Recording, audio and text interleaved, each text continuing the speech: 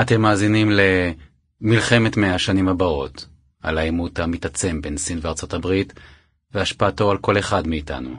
מאת ערן ניצן. מספר ערן ניצן. מוקדש לעינת, בניסיון להרשים אותה, ולילדינו שיר, אור, גיל ויאלי, שהם כל עולמנו. מבוא, מקום לדאגה.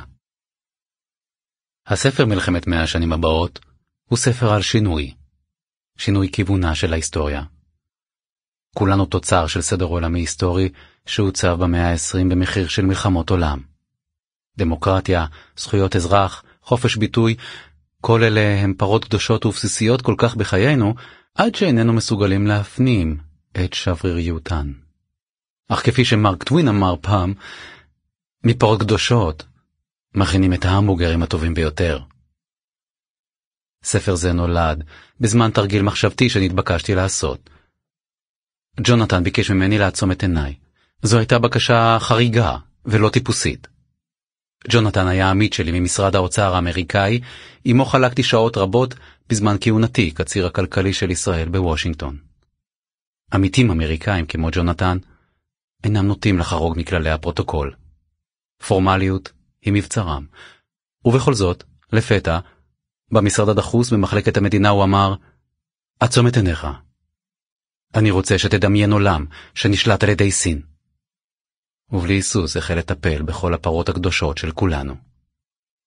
אקדים ואומר שאיני נוטה להתמסר בקלות רבה למניפולציות מסוג זה, אבל המיקום, שעת הבוקר המוקדמת והעובדה שעתותיי היו בידיי, כל אלה הובילו אותי להקדיש לאמיתי את כל תשומת ליבי, ולהעניק לו את הזכות להוביל אותי בעקבות דבריו.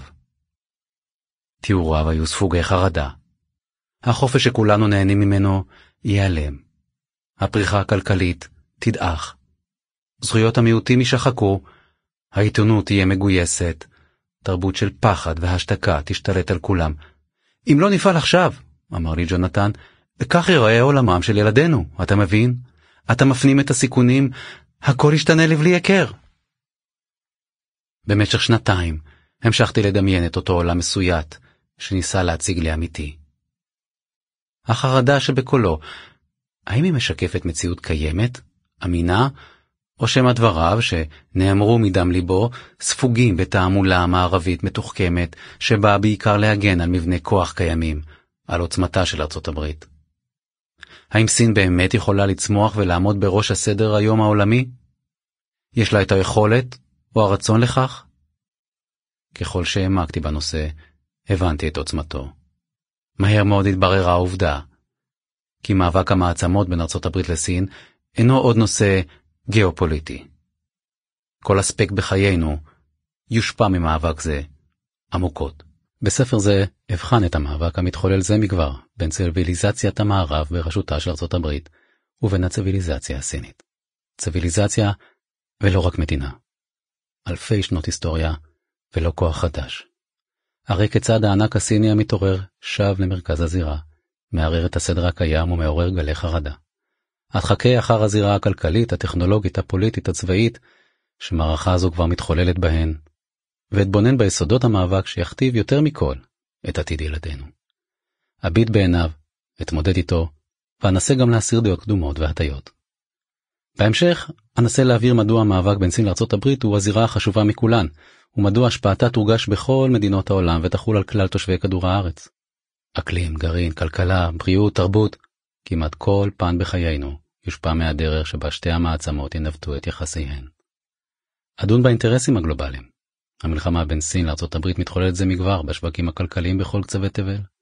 הרי כיצד האינטרס הלאומי האמריקאי נע מזרחה, מהזירה האטלנטית מאירופה, ששימשה חיץ בין הכחולים לאדומים במאה הקודמת, אל האוקיינוס השקט.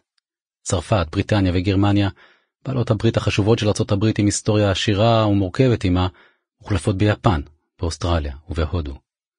סין, גם היא מניעה את כליה על גבי לוח השחמט העולמי, מתקרבת לאיראן, מחזרת אחרי רוסיה, מטילה את יהבה על מדינות אסיה והעולם השלישי, ומספקת להן ממון בשפע. בהמשך הרי כיצד המאבק בסין מחלחל לליבה של ארצות. Sample complete. Ready to continue?